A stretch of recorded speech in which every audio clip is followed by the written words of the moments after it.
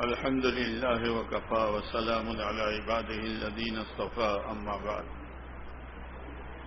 فأعوذ بالله من الشيطان الرجيم بسم الله الرحمن الرحيم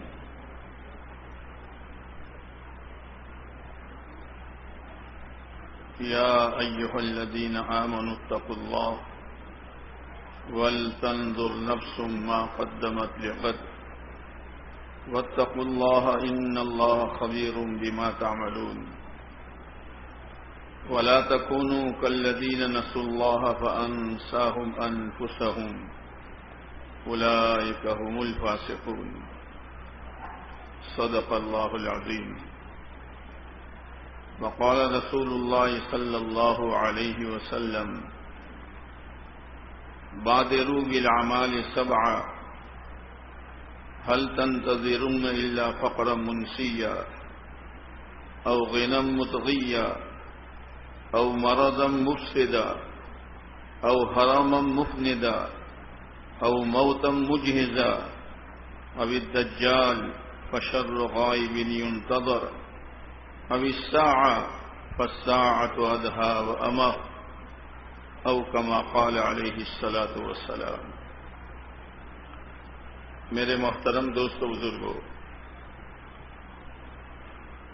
انسان کے پاس اگر سب سے زیادہ قیمتی کوئی چیز ہے تو وہ اس کی زندگی ہے. دنیا بھر کا سونا، دنیا بھر کی چاندی، دنیا بھر کے ہیرے جواہرات، دنیا بھر کی زمین و جائیداد کا ایک آدمی مالک ہو جائے، یہ تمام چیزیں مل کر اس کی زندگی کو نہیں بنا سکتی ہے. لیکن انسان نے اپنی چھوٹی سی زندگی کو اللہ کے مرضی کے مطابق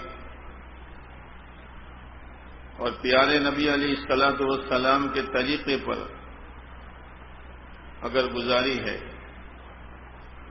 چاہے وہ پھٹا پرانا پہنتا ہو، کچے مکان میں رہتا ہو، چٹنی روٹی پہ گزارا کر رہا ہو، زمین و جائیداد نہ ہو، روزانہ پھیری کر کے لقمہ حاصل کر رہا ہو، لیکن چونکہ اس نے اپنی قیمتی زندگی کو اللہ کے حکم کے اور پیارے نبی علیہ السلام کے طریقے کے تابع کیا ہے، اللہ تعالیٰ اس کی زندگی کو بنا دیں گے. یہ دنیا کی زندگی فانی ہے اور بہت تھوڑی ہے، لیکن مرنے کے بعد جو زندگی آنے والی ہے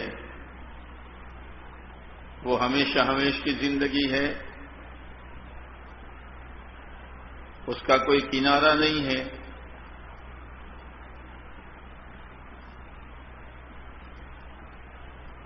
اس زندگی کا بننا اللہ تعالیٰ نے اس دنیا کی زندگی پر رکھا ہے.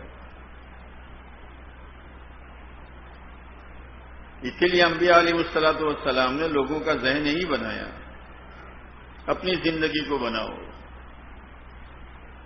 جو قیمتی سرمایہ اللہ نے تم کو دیا ہے اس فانی دنیا پر برباد نہ کرو.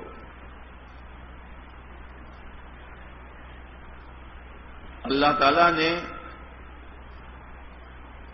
اس دنیا کو پیدا کیا. حدیث پاک میں آتا ہے پیدا کرنے کے بعد ایک مرتبہ بھی اللہ نے اس کو نظر رحمت سے نہیں دیکھا ہے، پیدا کر دیا.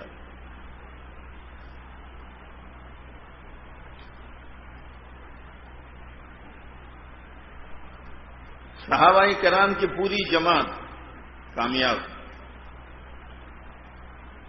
اب صحابہ کرام کی پوری جماعت کی زندگی کے حالات دیکھو.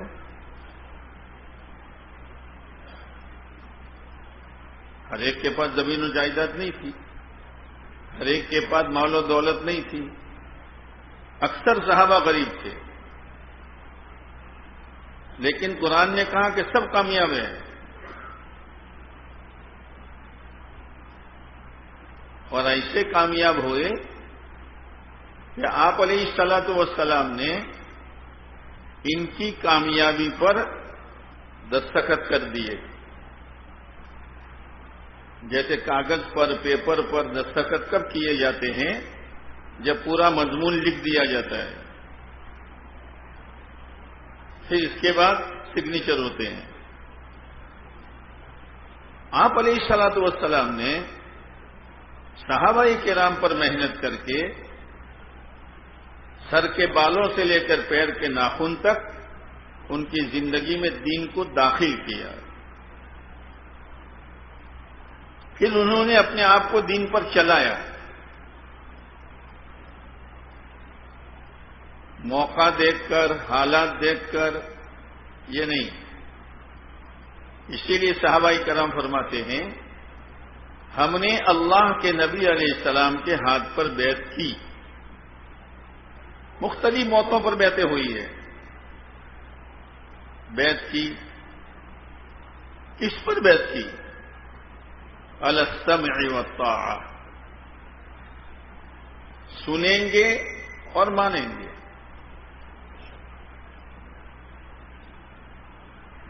پھر حالات مختلف ہوتے ہیں، اتار چڑھاؤ ہوتا رہتا ہے.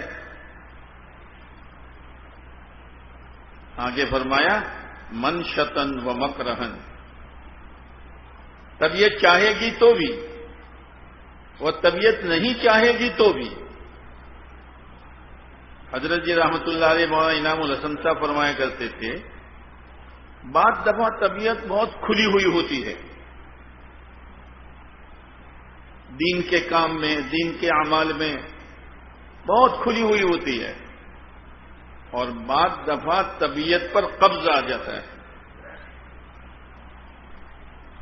طبیعت بندھ جاتی ہے. حضرت فرمایا کرتے تھے جب طبیعت پر قبض ہو اس وقت اگر کوئی اپنی طبیعت پر بوجھ ڈال کر اعمال دعوت اور اپنے معمولات کو پورا کرتا ہے تو وہ اللہ کے بہت قریب ہو جاتا ہے. اس لیے کہ صرف وہ اللہ ہی کے لیے ہوتا ہے، نفس کی اس میں کوئی گنجائش نہیں ہوتی، نفس تو نہیں چاہتا ہے.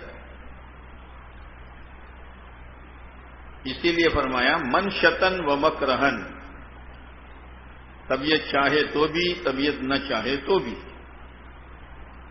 ہم تو بیعت کر چکے ہیں اور بیعت کو اتنا نبھاتے تھے کہ حضرت جریر بن عبداللہ رضی اللہ تعالی عنہ انہوں نے اپنے غلام کو بھیجا کہ بازار سے گھوڑا لے کر آؤ خرید کر. غلام گیا، گھوڑا خرید کر لایا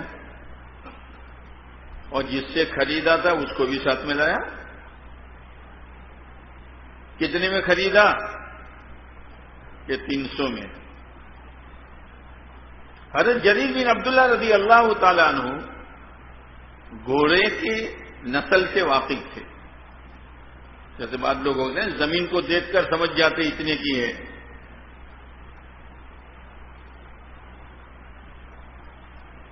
تو حضرت جریر بن عبداللہ رضی اللہ تعالی عنہ نے کہا بھائی،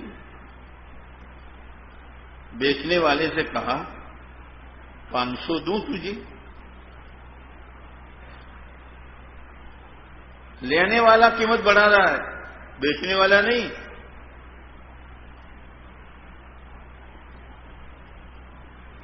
کہ آپ کی مرضی، 600 دوں؟ ٹھیک ہے آپ چاہیں. 700 دوں؟ دنیا میں ایسی مثالیں ملے گی.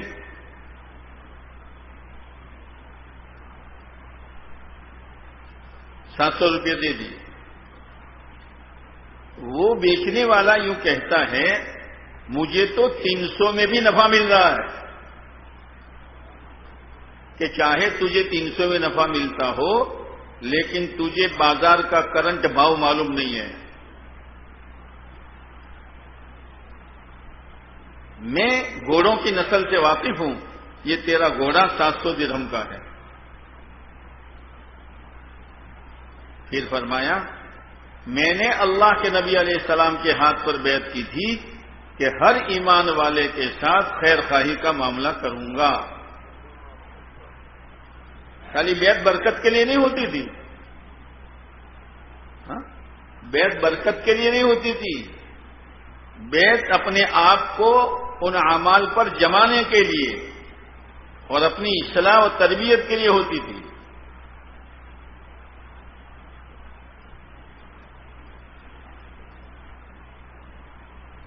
منشتن و مکرہن، طبیعت چاہے گی تو بھی، طبیعت نہیں چاہے گی تو بھی. فی الیسر والعسر، مالداری ہوگی تو بھی اور فقر ہوگا تو بھی. ہم تو سنیں گے اور مانیں گے، سنیں گے اور مانیں گے. اور ماننے کا اتنا جذبہ تھا کہ حضرت عبداللہ ابن ام مکتوم رضی اللہ تعالیٰ عنہ نابینا تھے. نابینا دو طرح کے ہوتے ہیں. جیسے اپنے یہاں رمضان میں مسافر آتے ہیں نابینا، بعضے تو ایسے ہوتے ہیں کہ ایک مرتبہ ان کو بتا دو تو وہ ہر سال لکڑی وہاں رکھے گا جہاں ہر سال رکھتا ہے، ٹھیلا وہاں رکھے گا جہاں ہر سال رکھتا ہے، اور خود بیت الخلا جائے گا وضو خانے میں. اور بعض نابینا ایسے ہوتے ہیں کہ قدم قدم پر ان کی رہبری کرنی پڑتی ہے. حضرت عبداللہ ابن ام مکتوم رضی اللہ تعالیٰ عنہ یہ دوسرے لائن کے نابینا تھے. وہ آئے،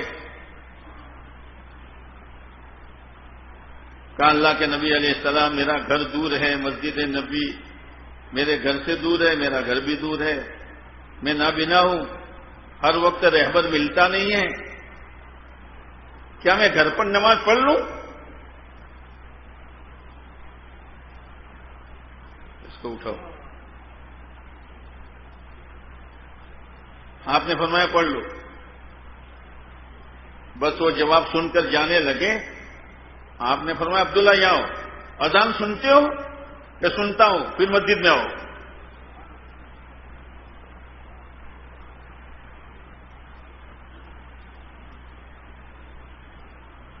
بس مسجد میں آنا شروع کیا. بات ختم ہو گئی. سنیں گے اور مانیں گے. مفتی زین العابدین صاحب رحمۃ اللہ علیہ نے ایک مرتبہ اپنے بیان میں فرمایا کہ جو اپنے گھر سے مسجد میں نہیں آ سکتے تھے، ایک وقت وہ آیا کہ قادسیہ کی جنگ میں اللہ کے نبی علیہ السلام نے ان کو پورے قافلے کا سپہ سالار بنا کر بھیجا. اتنی استعداد بڑی، اتنی صلاحیت بڑی. باتوں سے نہیں بنتی، اطاعت سے بنتی ہے. اپنے آپ کو قربانی کے ساتھ چلانے پر بنتی ہے. اتنی استعداد بڑی کہ پورے قافلے کے سپہ سالار بن کر گئے.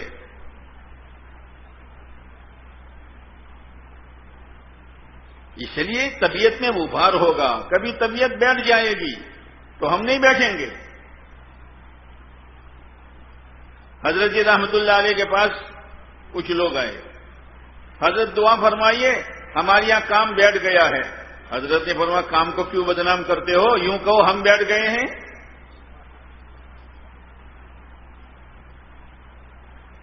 اسی لیے حضرت مولانا یوسف صاحب رحمۃ اللہ علیہ فرمایا کرتے تھے کام کرنے والا طبقہ، اس کی مثال ایسی ہے جیسے کشتی چلانے والا ملاح. جیسے ہوائی جہاز چلانے والے کو پائلٹ کہتے ہیں، کشتی چلانے والے کو ملاح کہتے ہیں.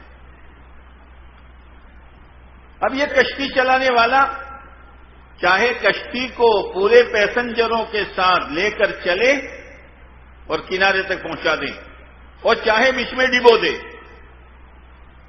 فرمایا کام کرنے والے اگر اپنی قربانیوں کے ساتھ چلیں گے اور دوسروں کو اپنے ساتھ لے کر چلیں گے تو وہ بھی کنارے پار ہو جائیں گے اور مجمع بھی ان کے ساتھ کنارے پار ہو جائے گا.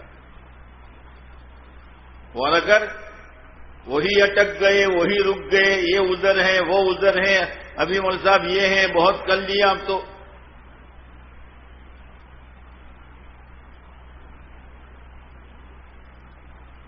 کیا ہے؟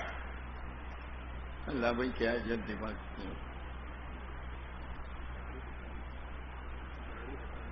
بول.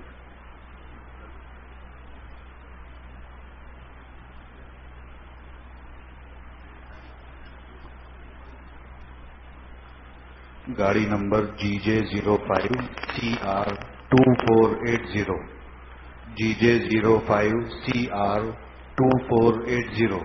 یہ گاڑی جس کی بھی ہو ان سے درخواست ہے کہ وہاں سے ہٹا لیں.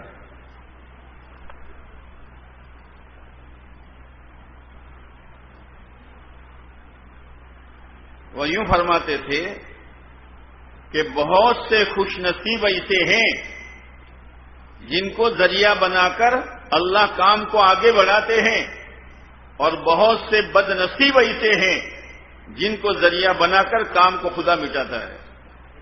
اللہ ہماری حفاظت فرمائے. یہ کام ہے، اس میں رکنا نہیں ہے. جیسے ہوائی جہاز رکتا نہیں ہے، ہوائی جہاز کو آپ کو رکا ہوا نہیں دیکھو گے، یا تو اوپر یا نیچے. اور ہوائی جہاز جب اوپر جاتا ہے تو ایک ایک چھوٹے چھوٹے بولٹ اور اسکرو کو لے کے جاتا ہے جو اس کے ساتھ جوڑے ہوئے ہیں. کام اوپر جائے گا تو کام کرنے والوں کو صفات کے ساتھ لے کر جائے گا. کام میں تاثیر ہے کہ اوپر لے جاتا ہے. یقین کے اعتبار سے، صفات کے اعتبار سے، اللہ کے تعلق کے اعتبار سے، قربانی کے اعتبار سے کام آگے. اسی لیے اللہ کے نبی علیہ الصلوۃ والسلام سے اللہ نے فرمایا، نبی جی ان لک فی النہار سبحا طویلا، آپ کو سمندر میں بہت لمبا تیرنا ہے. مکہ میں کون سا سمندر تھا؟ ارے مکہ میں سمندر ہیں، مدینہ میں سمندر ہیں. ان لک فی النہار سبحا طویلا، آپ کو بہت لمبا تیرنا ہے. اور تیرنے والا رکتا نہیں ہے، اس کے سامنے تو وہ کنارہ ہوتا ہے، تیرتے تیرتے تیرتے کنارے تک پہنچ جاتا ہے. اسی لیے آپ علیہ الصلوۃ والسلام پر ذمہ داری آئی تو آپ نے گویا اپنے عمل سے یہ بتایا کہ آج کے بعد اب راحت کے دن ختم ہو گئے. ذمہ داری آئی ہے، راحت کے دن ختم. لہذا آپ علیہ السلام کی پوری سیرت دیکھو، قربانیوں سے بھری ہوئی ہے. لیکن جب آپ دنیا سے تشریف لے جا رہے ہیں، بیٹی فاطمہ رو رہی ہے، ہائے میرے ابا کی بے چینی، ہائے میرے ابا کی بے چینی. آپ نے فرمایا بیٹی رو مت، آج کے بعد تیرے ابا پر کوئی بے چینی نہیں ہوگی، یعنی کشتی کنارے لگ چکی ہے. سیرت جو ہے نا، سیرت یہ ہماری ہمت کو بڑھائے گی اور ہمیں آگے بڑھنے کا ہمارے اندر جذبہ پیدا کرے گی. ہم سیرت پڑھتے نہیں ہیں، نہ آپ علیہ السلام کی سیرت پڑھتے ہیں، نہ صحابہ کرام کی سیرت پڑھتے ہیں. اسی لیے حضرت مولانا الیاس صاحب رحمۃ اللہ علیہ نے ایک مرتبہ، وہ چند کام کرنے والے تھے، ان کو کہا بھائی پورے عالم کی نیت کرو.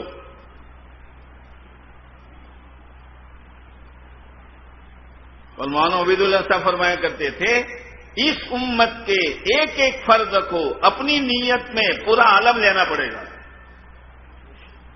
مقامی تعلیم ہو تو بھی، مقامی گشت ہو تو بھی، سیر روزہ ہو تو بھی، کسی صوبے میں چلہ ہو یا کسی ملک میں 4 مہینے ہو، نیت عالم کی لینی پڑے گی. یوں فرماتے تھے اس لیے کہ ہم عالمی نبی کے امتی ہیں.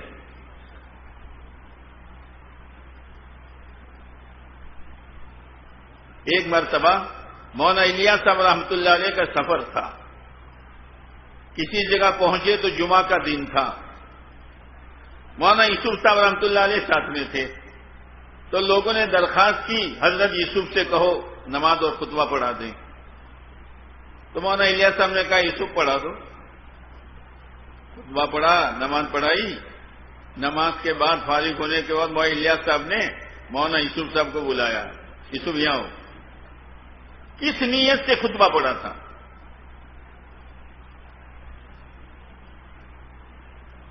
کہ حضرت مجمع آیا ہے وہ سنے کہ تیرا کیا نقصان ہو جاتا اگر تو یہ نیت کرتا کہ پورا عالم سنے؟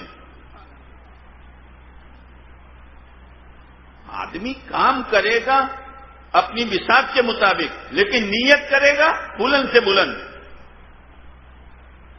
نیت کے بلند کرنے میں کوتاہی نہیں کرے گا، بلند سے بلند نیت کرے گا۔ اور اللہ تعالیٰ کو اپنے بندوں کے بلند عزائم بہت پسند ہیں، بہت پسند ہیں۔ جتنا آدمی حالات میں ہوتا ہے اس وقت بلند عزائم کرتا ہے، بس وہ کون کر سکتا ہے؟ جس کی نظر صرف ایک اللہ پر ہو۔ اسی لیے اللہ تعالیٰ نے ہمارے لیے تو بہت آسان کر دیا ہے کہ حدیث پاک میں آتا ہے کہ اللہ تعالیٰ یوں کہتا ہے، میرا بندہ میرے ساتھ جیسا گمان کرے گا میں اس کے ساتھ ایسا معاملہ کروں گا۔ تو ہم پورے عالم کا گمان کیوں نہ کرے بھائی؟ مولانا عمر صاحب رحمۃ اللہ علیہ فرمایا کرتے تھے کہ نیت کرو پورے عالم میں جائیں گے، اور اگر اللہ نے آسان کر دیا تو چاند پر بھی جائیں گے۔ کہاں جائیں گے؟ بولو نہیں یار، یہ ہمارے بڑے تھے۔ اور مولانا عمر صاحب اکثر فرماتے تھے گھبراؤ مت، کرنے والی ذات کیا اللہ اللہ کرتے ہو، منہ بھر کے بولو اللہ کا نام، کرنے والی ذات۔ یوں فرماتے تھے ہم کسی چیز کو انہونا نہ سمجھیں، یعنی یہ نہ سمجھے کہ نہیں ہوگا، میں کیسے جا سکتا ہوں مول صاحب، میں کیسے جا سکتا ہوں، یہ نہیں ہے۔ انہونا تو اس وقت سمجھتے جبکہ کرنے والے ہم ہیں، کرنے والی ذات صرف ایک۔ مولانا روم علیہ الرحمٰن نے مثنوی شریف لکھی ہے، فرضی مثالیں لکھی ہے سمجھانے کے لیے، لیکن عجیب و غریب تربیت کی باتیں ہیں اس میں ایک واقعہ لکھا ہے کہ ایک چیونٹی جانتے ہو؟ بولتے نہیں، چیونٹی، اس کے دل میں دائیا پیدا ہوا کہ بیت اللہ جانا ہے۔ کہاں جانا ہے؟ کہاں جانا ہے؟ سچی نیت، آدمی جب سچی نیت کرتا ہے نا تو اللہ اس کے ساتھ سچائی کا معاملہ کرتا ہے۔ ایک صحابی رضی اللہ تعالیٰ عنہ آپ علیہ السلام کے پاس آئے کہ اللہ کے نبی علیہ السلام، یہ جو محنت ہو رہی ہے میدان میں، اگر میں چلا جاؤں تو کیا ملے گا؟ کہ اگر تم شہید ہو جاؤ گے تو جنت ملے گی۔ کیا کہنے لگے؟ بخن بخن بخن بخن، واہ واہ واہ واہ واہ واہ۔ پھر کہا اے اللہ کے نبی علیہ السلام، میری یہ تمنا ہے، انگلی رکھی، یہاں تیر لگے اور میں شہید ہو جاؤں۔ کام کرتے کرتے کرتے کام کا ذائقہ نصیب ہوتا ہے، ابھی ذائقہ ہمیں نصیب نہیں ہوا، اس لیے کہ ہم اپنی دنیا کی تمام چیزوں کو سنوار کر چاروں کونے دیکھ کر کہیں ذرا برابر نقصان نہ ہو پھر ترتیب بناتے ہیں، جس کو حاجی عبد الوہاب صاحب فرمایا کرتے تھے کہ ہم دعوت کے کام کو سڑا ہوا وقت دیتے ہیں، سڑا ہوا وقت۔ اور مولانا یوسف صاحب رحمۃ اللہ علیہ فرمایا کرتے تھے دیکھو تمہارے نکلنے سے دین نہیں پھیلے گا، تمہارے نکلنے کی وجہ سے تمہاری دنیا جو زخمی ہوگی اس زخمی ہونے کو اللہ قربانی قرار دے کر دین پھیلا دے گا۔ اور یوں فرماتے تھے ہمارے پاس آنے والے 3 قسم کے لوگ ہوتے ہیں، ایک تو فرصت والے ہوتے ہیں، بھئی آؤٹ سیزن ہے چلا لگا دو، پھر پورے سال بٹن کھول کے چلتے رہو، کوئی پیدا ہوا ہے جو ہماری تشکیل کریں۔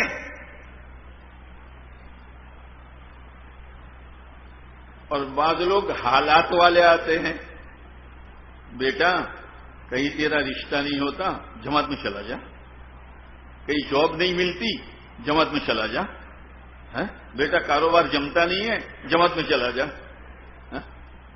یہ ہے ابھی تو. حالانکہ یہ دعوت کی محنت کام کرنے والے اس یقین کے ساتھ کرے کہ سوئی سے لے کر جنت میں جانے تک کا تمام انتظام میرے اللہ نے اس محنت میں رکھا ہے، اور کانٹا چبھنے سے لے کر جہنم کے دہکتے ہوئے انگاروں سے بچاؤ میرے اللہ نے اس محنت میں رکھا ہے.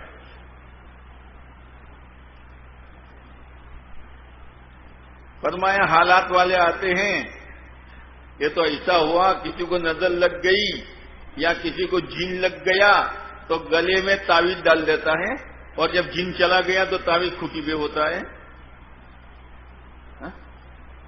کام بن گیا.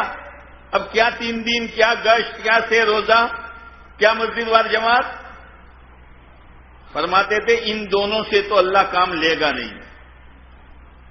جو مشغول ہوتے ہیں اور اپنی دنیا میں سے وقت فارغ کر کے آتے ہیں اللہ ان سے کام لے گا. کام کرنے والا تقاضا دیکھے گا، فرصت نہیں، حالات نہیں. تو مولانا الیاس صاحب رحمۃ اللہ علیہ نے وہ چند لوگ تھے ان سے کہا بھائی عالم کی نیت کرو کہ عالم میں جانا ہے. تو ایک دوسرے کی طرف دیکھنے لگے اور پھر کہنے لگے حضرت ہمارے پاس پیسے بھی نہیں ہیں اور ہمارے پاس آدمی بھی نہیں ہے. جیسے بیرون کی تشکیل ہوتی ہے نا تو آدمی اپنے حالات دیکھتا ہے اور پیسے دیکھتا ہے. یہ نہیں ہے بنیاد، یہ کچے دھاگے ہیں. یہ نہیں ہے بنیاد، یہ نہیں ہے بنیاد. اللہ کی ذات پر بھروسہ ہے. اللہ صاحب نے فرمایا کیا کہا تم نے؟ پیسے بھی نہیں ہیں اور آدمی بھی نہیں ہے. پیسے اور آدمی کی بنیاد پر تو یہود و نصارہ بھی اپنا پروگرام بناتے ہیں. ہم اس بنیاد پر تھوڑے پروگرام بنائیں گے. ہم تو تقاضا دیکھیں گے، اللہ کے بھروسے پر چلیں گے. اسی لیے ہماری محنت ایمان بنانے کی محنت ہے، ایمان بنانے کی، کہ ایمان بنے اور ایمان دلوں میں جڑ پکڑے. ایک محنت اللہ نے دی ہے، اتار چڑھاؤ ہوگا. تو صحابہ کرام نے کہا طبیعت چاہے گی تو بھی اور طبیعت نہیں چاہے گی بولتے رہو یار تو بھی، فقیری ہوگی تو بھی اور مالداری ہوگی اور کھنکھناہٹ ہوگی. کیسے کھنکھناہٹ؟ اچھا کھنکھناہٹ ہوگی تو بھی. ایک جملہ اور فرمایا او علی اثرۃ علینا، ہم پر دوسروں کو ترجیح دی جائے گی تو بھی کریں گے، کام نہیں چھوڑیں گے. ہم سے رائے لی جائے تو بھی، ہم سے رائے نہ لے تو بھی، ہم کو بیان دے تو بھی اور ہمارے ذمے بیان نہ آوے تو بھی، نئے نویوں کو آگے بڑھایا جائے گا تو بھی ہم تو اللہ کے لیے کریں گے. جیسے حضرت خالد بن ولید رضی اللہ تعالیٰ عنہ کے بارے میں حضرت صدیق اکبر رضی اللہ تعالیٰ عنہ کی رائے یہ تھی کہ ان کو جماعت میں بھیجو. خالد بہت اچھا کام کر کے آتے ہیں، بہت اچھا کام کر کے آتے ہیں. حضرت عمر رضی اللہ تعالیٰ عنہ کی رائے یہ تھی کہ ان کو مت بھیجو. کیوں مت بھیجو؟ کہ وہ بہت اچھا کام کر کے آتے ہیں کہ لوگ خالد سے چھوٹ جائیں گے، اللہ سے نہیں جڑیں گے. لیکن خلیفہ تو حضرت ابوبکر صدیق رضی اللہ تعالیٰ عنہ تھے.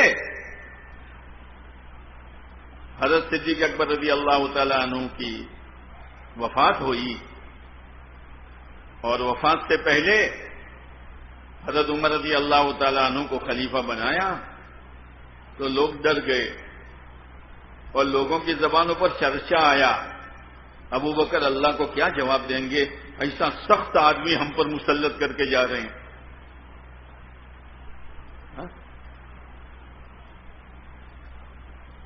تو صدیق اکبر رضی اللہ تعالیٰ عنہ کو پتا چلا بالکل آخری حالت کہ مجھے بٹھا دو. اور یوں کہا دیکھو لوگوں، میں اللہ کو بھی تم سے زیادہ جانتا ہوں اور عمر کو بھی تم سے زیادہ جانتا ہوں۔ جب وصال ہو گیا اور حضرت عمر رضی اللہ عنہ خلیفہ بنے تو بہت نے تو گھر سے نکلنا بند کر دیا۔ ہاں، لیکن لکھا ہے کتابوں میں کہ حضرت عمر رضی اللہ تعالیٰ عنہ کہ جب وفات ہوئی ہے تو جنگلوں میں سے جناتوں کے رونے کی آواز آئی ہے۔ لوگوں کے ساتھ خیر خائی، ہمدردی، انصاف، لوگوں کے کام آنا۔ اب وہ خلیفہ بن گئے تو حضرت خالد رضی اللہ تعالیٰ عنہ جماعت میں تھے۔ چٹھی لکھی، پہلی بات لکھی خالد صدیق اکبر کا وصال ہو گیا اور مجھے خلیفہ بنایا گیا ہے۔ دوسری بات لکھی خالد یہ میری چٹھی ملنے کے ساتھ تمہاری امارت ختم، تم اپنی پگڑی حضرت ابو عبیدہ بن جراح رضی اللہ تعالیٰ عنہ کے سر پر رکھ دو، تمہارے امیر ہوں گے۔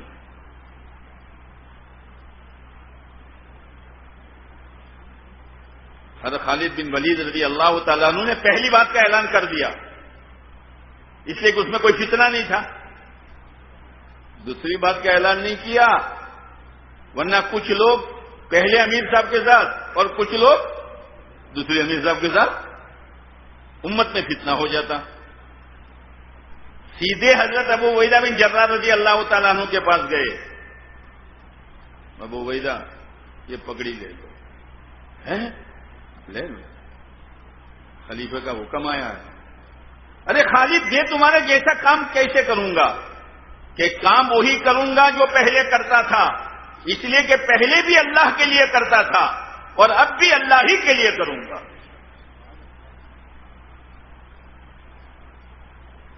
بات ختم ہو گئی۔ کوئی بھی مسئلہ بنتا ہے تو کچھ ذرا، ایک مرتبہ حضرت عمر رضی اللہ تعالیٰ عنہ رات کے وقت جا رہے تھے تو حضرت عمر رضی اللہ تعالیٰ عنہ کا چہرہ اور حضرت خالد بن ولید رضی اللہ عنہ کا چہرہ ملتا جلتا تھا، تو حضرت علقمہ رضی اللہ تعالیٰ عنہ گزرے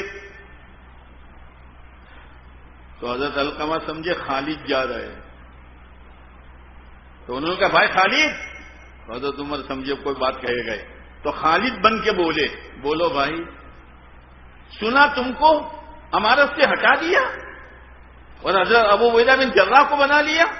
ہاں بھائی ایسا کیا، اب تم کہو کیا کرنا ہے؟ تم بتاؤ کیا کرنا ہے؟ واہ رے واہ، حضرت علقمہ رضی اللہ تعالیٰ عنہ نے کہا کچھ بھی نہیں کرنا، فیصلہ خلیفے کا ہے، اسی پر چلنا ہے۔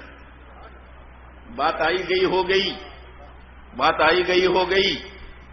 صبح حضرت عمر رضی اللہ تعالیٰ عنہ نے حضرت علقمہ اور حضرت خالد بن ولید رضی اللہ تعالیٰ عنہ کو بلایا اور حضرت خالد بن ولید سے پوچھا خالد تمہاری اور علقمہ کی رات کیا بات ہوئی؟ حضرت خالد کے تو فرشتے بھی نہیں جانتے، کیا بات ہوئی؟ حضرت کچھ بات نہیں۔ بھائی کیا بات ہوئی؟ تو پھر حضرت علقمہ بولے خالد اللہ سے ڈر، عمر سے مت ڈر، رات کو تیری میری بات نہیں ہوئی؟ کہاں تیری میری بات ہوئی یار، تھوڑی دیر لے دے ہوئی۔ پھر حضرت عمر بولے علقمہ وہ خالد نہیں تھے، وہ میں تھا، مر گئے۔ لیکن کیا کہا؟ گھبراؤ مت، رات کے اندھیرے میں بھی تم نے جوڑ کی بات کی ہے، توڑ کی بات نہیں کی ہے۔ ہوتا رہتا ہے۔ اولا اثرتن علینا، ہم پر دوسروں کو ترجیح دی جائے گی تو بھی ہم تو اللہ ہی کے لیے کام کریں گے، کام اللہ کا ہے، اللہ ہی کے لیے کریں گے۔ اور کتابوں میں لکھا ہے کہ اگر کوئی نیک کام اللہ کے لیے نہیں ہوا، بعض دفعہ آدمی کام بہت کرتا ہے، لوگ تعریف کرتے ہیں، ایسا بیان تو کوئی بھی نہیں کر سکتا، ایسی تشکیل تو کوئی بھی نہیں کر سکتا، اور ایسا مذاکرہ تو کوئی بھی نہیں کر سکتا۔ ہوتا ہے۔ آپ علیہ السلام کے زمانے میں پزمان نام کا ایک آدمی تھا، پزمان، ایک جنگ میں گئے، تمام ساتھیوں سے آگے، دشمنوں کی صفحے الٹ دی اور لوگ تعجب کرنے لگے، ایسا پہلوان عثمان۔ آپ علیہ السلام کے سامنے کارگزاری آئی، اے اللہ کے نبی علیہ السلام، عثمان نے آج تو ایسا کیا، آپ نے فرمایا وہ جہنمی ہے۔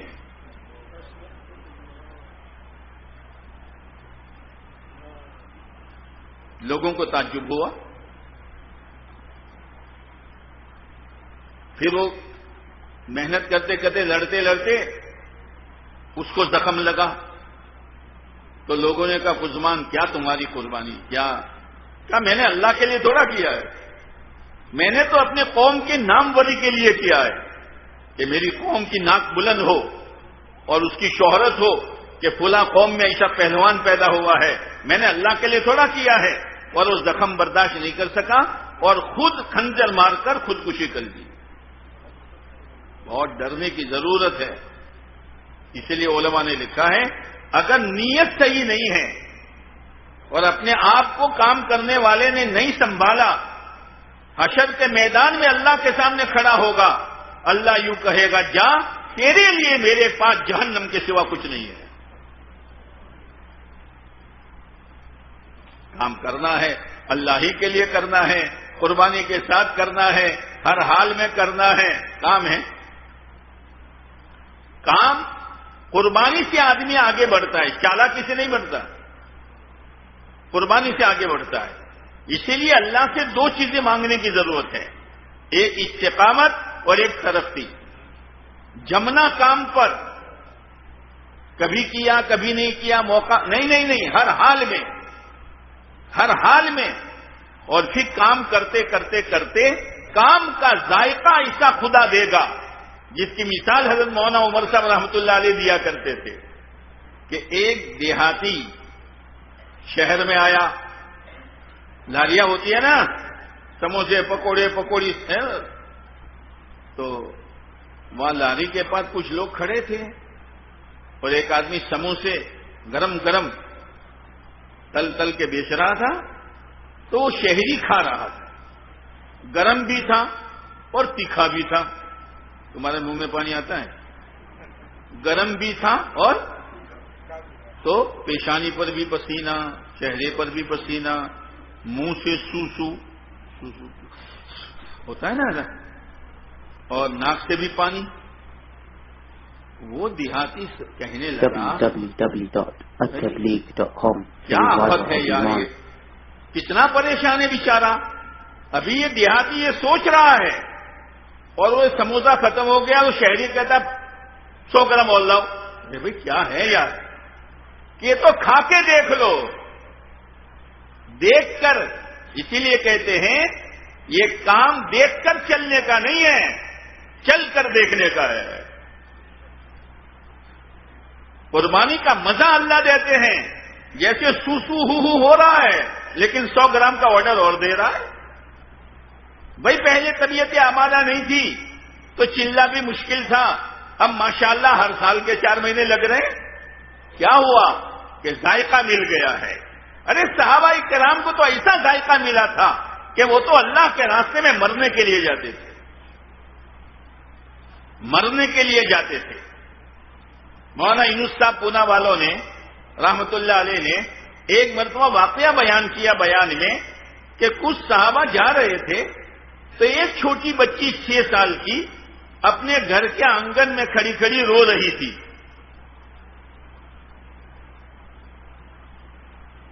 کھڑے ہو گئے، بیٹی کیوں روتی ہو؟ کہ ابا کا گھر پر انتقال ہو گیا۔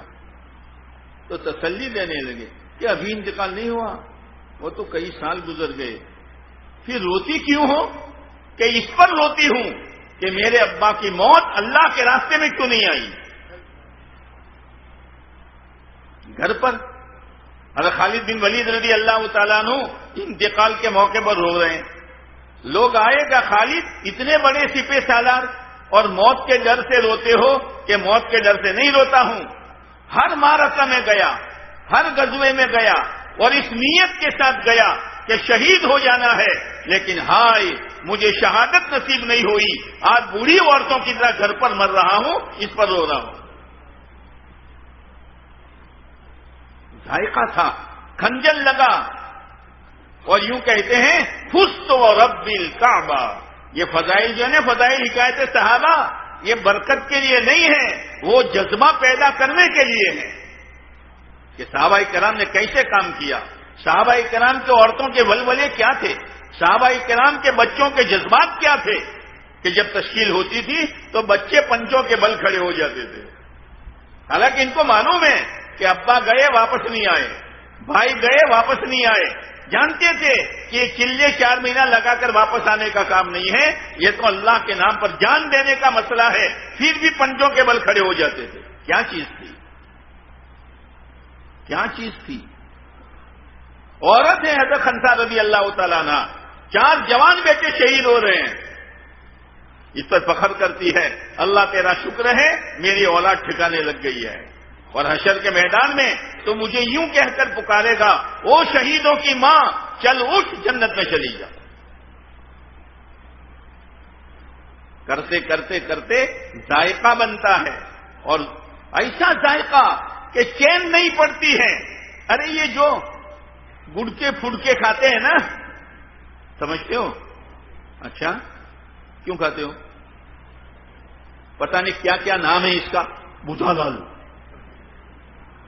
میرج، یہ کھاتے ہیں۔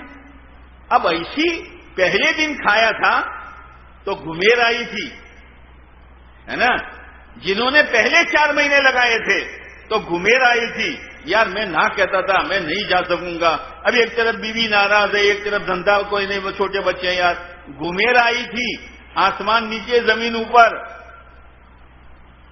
لیکن کھاتے کھاتے ایسا ذائقہ بنا۔ ہمارے ایک استاد تھے، نام نہیں لوں گا، وہ چھاپی پڑھاتے تھے، وہ دیسی تمباکو، وہ ڈبی اور چونا۔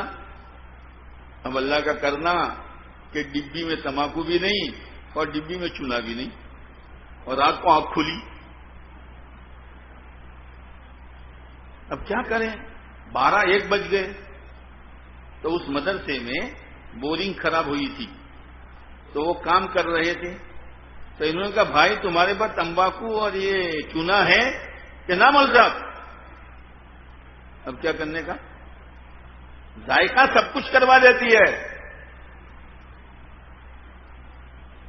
تو کہا بیڑی ہے، بیڑی کہ بیڑی ہے، تو میں برتن رسی سے باندھ کر نیچے لٹکاتا ہوں، تم اپنی بیڑی رکھ دو اس میں۔ تو بیڑی رکھی، تو بیڑی میں کیا ہوتا ہے، تمباکو۔ بیڑی کو کھولا، تمباکو نکالا۔ اب چونا تو جو دیوار پر کلائی کی جاتی ہے نا چونے کی، ناخن سے اس کو ذرا کھرچا، اور پھر تھوڑا پانی اور تمباکو ڈال کے منہ میں ڈال کے سو گئے۔ یہ ہے ذائقہ۔ ابھی ہمیں ذائقہ لگا نہیں ہے، اللہ ہمیں دعوت کی نسبت پر قربانی کا ذائقہ لگا دے۔ کیوں آمین کرتے ہو؟ زور سے بولو۔ ہاں، ذائقہ ملنے کے بعد کہنا نہیں پڑتا، وہ تو ماشاءاللہ اپنی قربانی کی ترتیب خود بناتا ہے، پھر اپنے حالات نہیں دیکھتا، فرصت نہیں دیکھتا، وہ اندر کا ذائقہ جو ہے اس کو مجبور کرتا ہے کہ نہیں ہے۔ دنیا میں ہر 3 سال بیرون جا رہے ہیں، ہر سال 4 مہینے لگا رہے ہیں، کیا چیز ہے یہ؟ اندر کا یقین ہے کہ میری مقدر کی روزی اللہ 8 مہینے میں مجھے دے دے گا،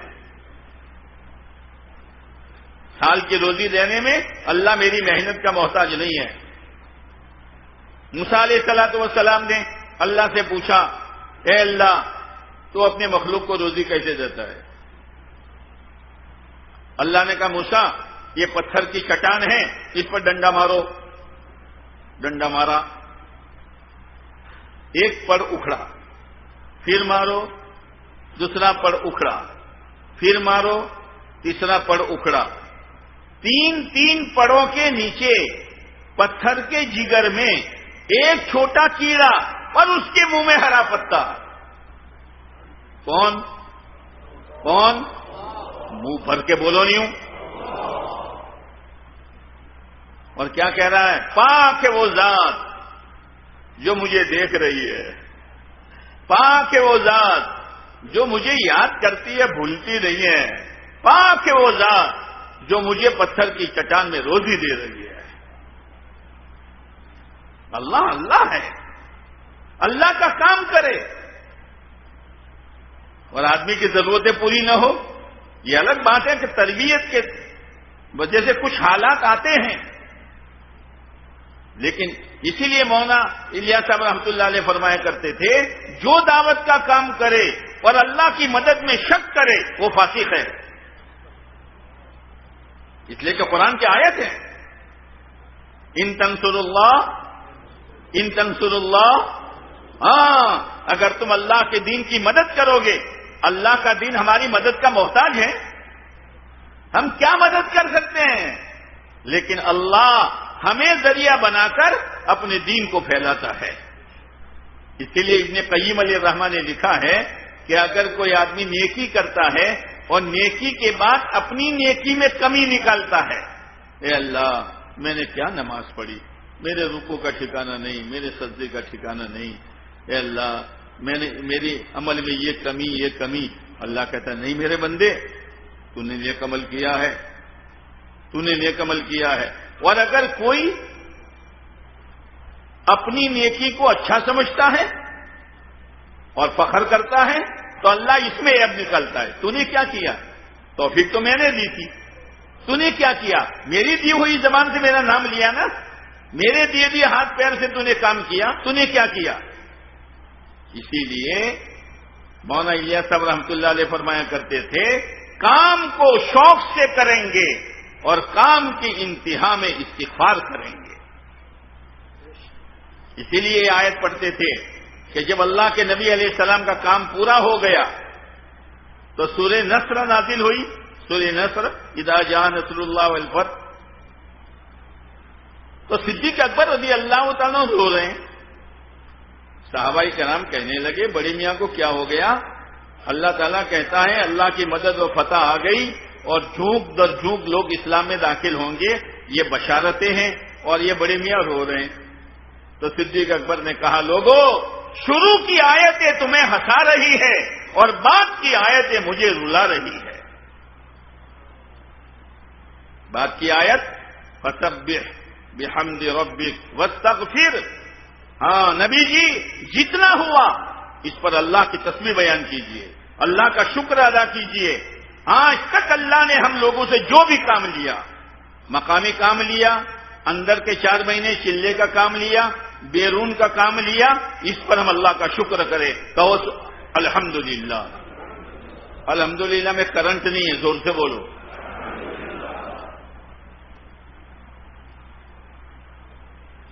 لیکن جیسا حق تھا ایسا نہیں ہوگا، اس لیے کیا کریں گے، استغفار کریں گے۔ صدیق اکبر رضی اللہ تعالیٰ عنہ نے آپ علیہ الصلوۃ والسلام سے عرض کیا، اے اللہ کے نبی علیہ السلام مجھے کوئی دعا بتا دیجئے میں نماز کے اخیر میں پڑھا کروں۔ آپ نے فرمایا کہو اللہم انی ظلمت نفسی ظلما کثیرا الی آخرہ۔ اب سوچئے آپ، پیارے نبی علیہ السلام کے بعد مقام کس کا، بولو نا۔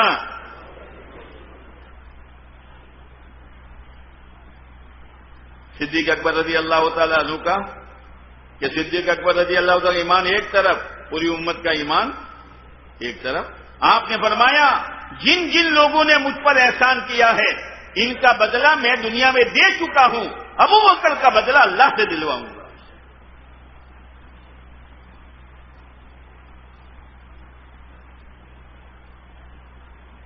آپ علیہ الصلوۃ والسلام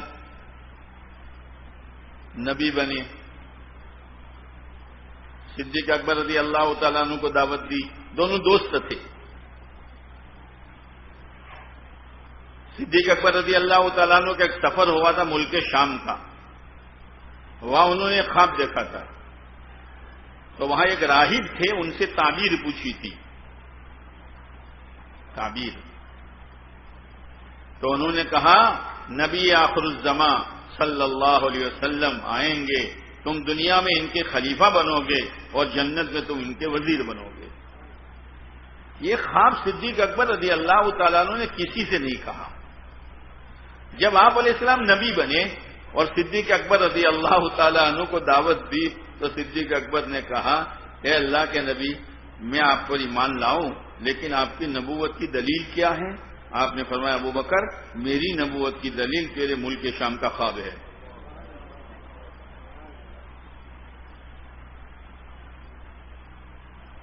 مقام کیا ہے؟ آپ نے فرمایا ابو بکر جنت کے 8 دروازوں سے آواز آئے گی یہاں سے یہاں سے یہاں سے.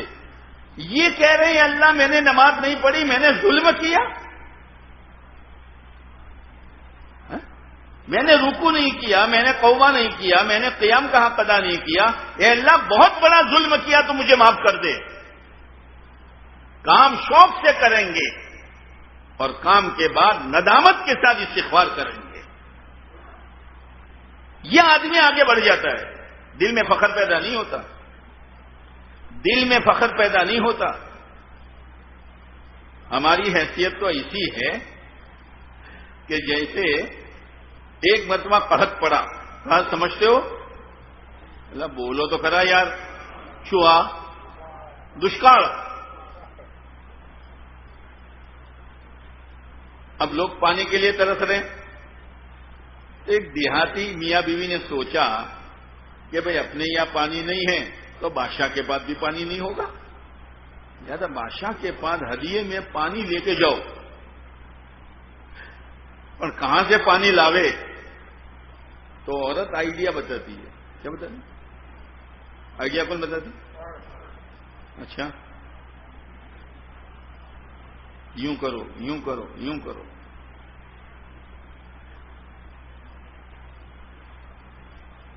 تو کہا کہ اپنے مکان کے سامنے جو گڑھا ہے, پانی ہے, کیچڑ ہے, تو ایک کام کرو, میں اوڑھنی ڈالتی ہوں تو اوڑھنی آج کی طرح مچھردانی کی طرح اوڑھنی تو تھی نہیں کہ اوڑھو نہ اوڑھو سب برابر ہے نا, سب بال نظر آ رہے ہیں. اور اب تو اوڑھنی سر سے نکل کر گلے میں آ گئی, گلے میں آ گئی. وہ تو موٹا کپڑا تھا اور سادہ کپڑا تھا. ہاں کہ ٹھیک ہے اس کو میں ڈالوں گی, وہ اوڑھنی پانی چوسے گی, پھر اپنے نچوڑ لیں گے ایک مٹکے میں, یوں کر کے مٹکا بھر دیں گے اور بادشاہ کے سامنے پیش کریں گے.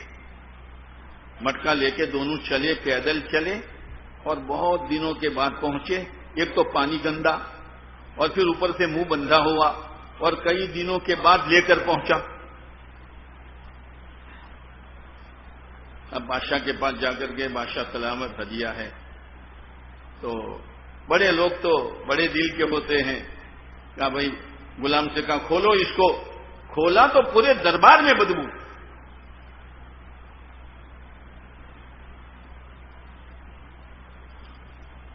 اب کہاں اس کو خالی کرو اور خالی کر کے اشرفیوں سے بھر کے ان کے دے دو, لیکن ان کو اس دریا کے کنارے سے گزارو جو دریا بہتا ہے.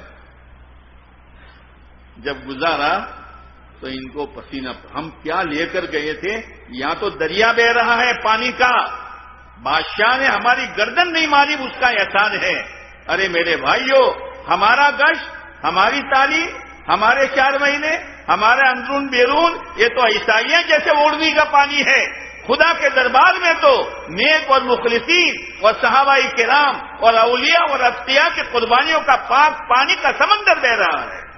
کرم ہے اس کا کہ وہ ہمارے کشتوں پر پکڑ نہیں کرتا, کرم ہے اس کا کہ ہماری نمازوں پر پکڑ نہیں کرتا, کرم ہے اس کا کہ بار بار بلا رہا ہے اور ہر ہفتے کشتیں کرنے کی توفیق دے رہا ہے اور ہر سال اللہ کے راستے میں نکلنے کی توفیق دے رہا ہے. مہربانی ہے اس کی. ہماری تو یہ حیثیت ہے. پھر اللہ کے نبی علیہ السلام کی جو حدیث میں نے بیان کی, کیا رہبری فرمائی ہے, کیا رہبری فرمائی ہے. آپ نے فرمایا بادروا بالاعمال 7. کوئی باپ کیا شفقت کر سکتا ہے اور کوئی ماں کیا مہربانی کر سکتی ہے اور کوئی ڈاکٹر کسی مریض پر کیا رحم کھا سکتا ہے. بادروا بالاعمال 7، لوگوں 7 چیزوں سے پہلے نیک عمل میں جلدی کرو، ٹال مٹول نہ کریں، بعد میں جائیں گے، 2026 میں جائیں گے، ابھی 3 سال پورے نہیں ہوئے، ابھی بچے کا نکاح ہوا تو قرضہ ہو گیا ہے، یہ نہیں۔ آپ علیہ الصلوۃ والسلام حج کے موقع پر خیموں میں جایا کرتے تھے، کچھ لوگ بیٹھے تھے، ان کو آپ نے اسلام پیش کیا تو انہوں نے آپس میں مشورہ کیا کہ اس سال تو ایمان نہیں لانا، آئندہ حج میں آئیں گے تو پھر ایمان لائیں گے۔ بات چل گئی، آدمی کہتا ہے مول صاحب ابھی نہیں، مول صاحب ابھی نہیں، نہ مول صاحب میں نے تو سوچا ہے 26 کی جنوری میں، اور میں نے سوچا ہے 26 کی دسمبر میں، ہے نا، تقاضا ابھی کا ہے، اور آدمی چلتا رہتا ہے، وہ قافلہ چلا گیا۔ وہاں قبائلی حکومتیں ہوتی ہے، ہر قبیلے کا ایک سردار، جیسے ہم لوگ یمن گئے حضرت مولانا اسماعیل صاحب دامت برکاتہم کے ساتھ اجتماع میں، تو وہاں سے معارب گئے، معارب جہاں بلقیس کا محل اور بہت ساری چیزیں اور قومی سبا، تو ہم لوگ گئے تو ہم کو گاڑیوں سے اترنے نہیں دیا، نہ اترو۔ پھر ان کا سردار آیا اور سردار نے آ کر سب سے پہلے حضرت مولانا سے ملاقات کی، پھر کہا اب اترو، ہمارے سردار سے پہلے ہم آپ کی ملاقات نہیں کر سکتے۔ یہ قبائلی حکومتیں ہوتی ہے۔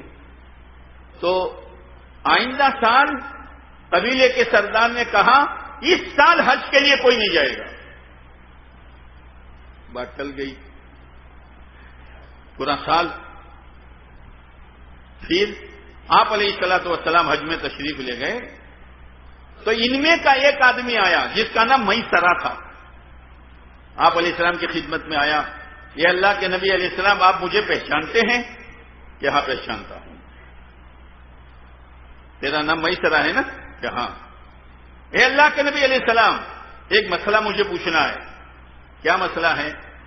کہ جس سال ہم لوگ آئے تھے اس وقت آپ نے ہمیں ایمان پیش کیا تھا، ہم سب نے ٹال دیا تھا، وہ آئندہ سال ہمارے سردار نے منع کیا، ہم نہیں آ سکے، اس سال آئے ہیں، لیکن ان میں جتنے تھے سب مر چکے، میں اکیلا زندہ ہوں، اب ان کا کیا ہوگا؟ آپ نے فرمایا سن لو، جو میرے دین کے خلاف مرے گا وہ جہنمی ہے۔ بات چل گئی، آدمی ٹالے نہیں۔ آپ نے فرمایا 7 چیزوں سے پہلے نیک عمل کر لو۔ پہلی چیز، الفاظ پر غور کریں، هل تنتظرون الا فقرا منسیا، کیا تم اس بات کا انتظار کرتے ہو کہ اچانک کی کوئی آفت آئے جو جیب میں، دامن میں، گھر میں، کاروبار میں سب چلا جائے اور تم ایسے فقیر بن جاؤ کہ تم اللہ کے احکامات کیا یاد کرو گے، تم اپنی ذات کو بھول جاؤ گے کہ میں کون ہوں؟ کیا اسے فقیری کا انتظار کر رہے ہو تم؟ پھر نیک عمل کرو گے؟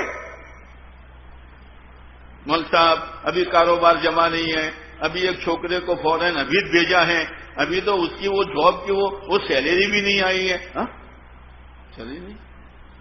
هل تنتظرون الا فقرا منسیا او غنى مدغیا، یا اسی مالداری کا انتظار کرتے ہو جو مالداری تمہیں سرکش بنا دے، نہ تمہیں جائز سمجھ میں آوے، نہ ناجائز سمجھ میں آوے، نہ حلال سمجھ میں آوے، نہ حرام سمجھ میں آوے، نہ اللہ کے احکامات سمجھ میں آوے، نہ پیارے نبی علیہ السلام کی پیاری ادائیں سمجھ میں آوے، تمہارے اندر طغیانی پیدا ہو جائے اور سرکشی پیدا ہو جائے، ایسی مالداری آئے گی تب نیک عمل کرو گے؟ کوئی سمجھ پڑے سو اللہ بولو تو کھڑا ہو۔ هل تنتظرون الا غنى مدغیا او مرضا مفسدا، اچھا خاصا آدمی تھا ہیمریج ہو گیا، اچھا خاصا آدمی تھا لقوہ پڑ گیا، اچھا خاصا آدمی تھا ایکسیڈنٹ ہو گیا، ایسی بیماری جو تمہیں بیکار کر دیں تب جا کے نیک عمل کرو گے؟ واہ نبی جی واہ، اللہ آپ کو پوری امت کی طرف سے جزائے خیر نصیب فرما دے۔ کیا رہبری فرمائی ہے؟ جس حال میں اس حال میں کرنا شروع کرو، دین پر بھی چلو، دین کی محنت کے تقاضوں پر بھی چلو، اللہ توفیق دیتا چلا جائے گا۔ جب بندہ شروع کرے گا تو اللہ آگے بڑھاتا رہے گا، لیکن قدم تو ہمیں آگے بڑھانا پڑے گا۔ او حرم مفندا، ایسا بڑھاپا جس سے عقل ہی سکیا جائے، عقل ہی۔ بیٹا پانی لاؤ، اب بیٹا دادا کے بعد پانی لے کر گیا، کس نے منگوایا تھا؟ اللہ دادا حال منگائی سو تمہیں، کس نے منگوایا تھا؟ لے جائیں یہاں سے۔ عقل سے کیا جائے گی، اس وقت سمجھو گے دعوت کے کام کو، اور اس وقت سمجھو گے دین کی حقیقت کو جب عقل ہی ماری گئی۔ او موتم مجہزا، اچانک موت آئے گی، اچانک موت آئے گی، ہاں، پھر نیک عمل کرو گے، پھر دین پر چلو گے، پھر دین کے تقاضوں کو پورا کرو گے، موت کے بعد کیا ہوگا؟ سارا کھیل ختم ہو جائے گا۔ او موتم مجہزا، اچانک کی موتیں کثرت سے ہو رہی ہے، کثرت سے ہو رہی ہے۔ اب دجال، یا دجال آئے گا ہاں جو ایمان کا لوٹیرا ہوگا، اچھوں کے ایمان کو لوٹ لے گا۔ علماء نے لکھا ہے کہ دجل کے معنی نظر بندی کے ہیں۔ دجل کے معنی، یا تم بولتے نہیں ہو، نہ مت پڑے تو ہاں کرز دو۔ دجل کے معنی نظر بندی، جیسے وہ مداری ہوتا ہے، مداری ڈک ڈکی بجاتا ہے، لوگ جمع ہو جاتے ہیں، پھر کالا ڈنڈا گھماتا ہے، پھر کہتا ٹوپی لاؤ تمہاری صاحب۔ اب صاحب کی ٹوپی اب کبوتر بنایا، کیا بنایا؟ کبوتر۔ بولو کیا ہے؟ تو وہ کالا ڈنڈا ڈاکٹر صاحب پہ بھی گھوم چکا ہے، حاجی صاحب پر بھی گھوم چکا ہے، وکیل صاحب پر بھی گھوم چکا ہے، وہ بھی کہتے ہیں کبوتر۔ ڈاکٹر صاحب آپ کہتے ہیں کہ کبوتر ہے یار، ارے تمہارے سر سے ٹوپی لی ہے، کالے ڈنڈے کا یہ اثر ہے۔ دجال، نظر بندی، اسی لیے علماء نے لکھا ہے دجال آئے گا تب آئے گا کسی کا کاروبار، کسی کا کارخانہ، کسی کی دکان، کسی کی جاب اس کا یقین بدلوا دے، وہ اس کے حق میں دجال ہے۔ ابھی دجال فشر غائب انتظر، جتنی چیزیں غائب ہیں اور جس کا انتظار کیا جاتا ہے ان میں بری چیز دجال ہے۔ اب الساعہ، قیامت کا انتظار ہے، قیامت کا انتظار ہے۔ اس سے پہلے نیک عمل کر لو، پتہ نہیں کون سے فتنے میں آدمی مبتلا ہو جائے۔ او میرے بھائیوں، قرآنوں کا مجمع ہے، قربانی دیا ہوا ہے، گھبراؤ مت۔ ہم نے کئی لوگوں کو اللہ کے یقین پر اٹھایا ہے، تشکیلوں میں اللہ کے یقین پر اس سے بات کرتے ہیں۔ ہم بھی اپنی ذات کو اللہ کے یقین پر اٹھائیں، میرا اللہ میرے ساتھ ہے۔ لا تحزن، لا تحزن، یہ صرف صدیق اکبر کے لیے نہیں تھا، پوری امت کے لیے ہے۔ گھبراؤ مت، حالات ایسے ہوں گے کہ اگر تم جاؤ گے تو اجڑ جاؤ گے، تم جاؤ گے تو یوں ہو جائے گا۔ صدیق اکبر رضی اللہ تعالیٰ نے کہا، اے اللہ کے نبی علیہ السلام، یہ غار کے منہ تک آ چکے ہیں، ان کے پیر نظر آتے ہیں۔ آپ نے فرمایا صدیق غم نہ کرو، اللہ ہمارے ساتھ ہے، ہمارے ساتھ اللہ ہے۔ اس لیے ہمارا یہ مجمع اپنا حوصلہ خدا کو دکھائیں، بلند نیت کریں، بلند عزائم کریں، اپنے حالات نہ دیکھیں۔ سلیمان علیہ السلام سے اللہ نے کہا بیت المقدس بناؤ، بڑا لمبا واقعہ۔ تو بیت المقدس بنانے میں ایک بڑھیا کا مکان، جب تک وہ مکان نہ لو تب تک بیت المقدس نہیں بن سکتی۔ اب بڑھیا کو بلایا، بڑھیا مکان بیچے گی، یہ صاحب بیچوں گی۔ اب قیمت طے کی، بڑھیا نے قیمت طے کی۔ سلیمان علیہ السلام نے کہا بھائی قیمت ادا کرو۔ بڑھیا گئی تھوڑی دور، واپس آئی، سلیمان یہ بتاؤ میرا مکان قیمتی کہ تمہاری قیمت قیمتی؟ تو ہماری طرح تو ساتھ نہیں، بیچارے کو ٹوپی پہنانا، اب تو جبہ پہناتے ہیں، ہے نا۔ ارے وہ تو میں ہوں اس لیے لے رہا ہوں، اتنے میں دوسرا تو لے نہیں۔ حضرت سلیمان نے کہا تیرا مکان قیمتی کہ نہیں دینا۔ پھر کہا تو قیمت کر، پھر قیمت کی، پھر بات آئی، پھر تھوڑی دیر گئی، واپس آئی۔ سلیمان یہ بتاؤ میرا گھر قیمتی یا تمہاری قیمت قیمتی؟ کہ بڑی امید تیرا گھر قیمتی کہ نہیں دینا۔ અલ્યા ડોશીનું શું કરવાનું? કામ અધૂરા है तो तू कीमत तय कर चल कि एक जानवर लाओ, इसको ज़िबा करो, इसका चमड़ा बिछाओ और वो चमड़े में सोना भर के दो। तो सुलेमान अलैहिस्सलाम को गणतर आया, जैसे भाई अभी आपको गणतर आएगा ना, मुंह बेरून जाऊं, आटलो कर्जों से, आटलो खर्चों से मुंह बेरून जाऊं। तो सुलेमान अलैहिस्सलाम ने कहा इतनी बड़ी कीमत? गैब से आवाज आई, सुलेमान मस्जिद हमारी बनाते हो और खजाना अपना देखते हो, काम हमारा कर रहे हो और जेब अपनी देख रहे हो, हालात अपने देख रहे हो। हम तो सिर्फ अल्लाह पर भरोसा करेंगे और अल्लाह अपने बंदों को तसल्ली दे रहा है, वमन यतवक्कल अलल्लाह फहुव हस्बुह, जो अल्लाह पर भरोसा करेगा अल्लाह उसको काफी हो जाएगा। इसलिए हमारा मजमा ये नियत करे कि इंशाअल्लाह नवंबर तक हमें बैरून 4 महीने जाना है। जोर से बोलो, नजर अल्लाह पर रखो। अब हिम्मत के साथ खड़े होकर लिखाना शुरू करो, कौन कौन तैयार है अल्लाह के भरोसे पर कि नवंबर तक हमारे 4 महीने बैरून के लग जाने चाहिए। जरा खड़ा होना शुरू करो, शुरुआत करो, बिस्मिल्लाह। खड़े रहो भाई, खड़े हो जाओ भाई। अरे नियतें करो नहीं यार, अल्लाह के भरोसे पर अल्लाह की रहमत बरस रही है, लूट लो। माशाअल्लाह माशाअल्लाह, खड़े होते रहो। अरे क्या ढीले ढोल बजाते हो यार, नजर अल्लाह पर रख कर करो ना।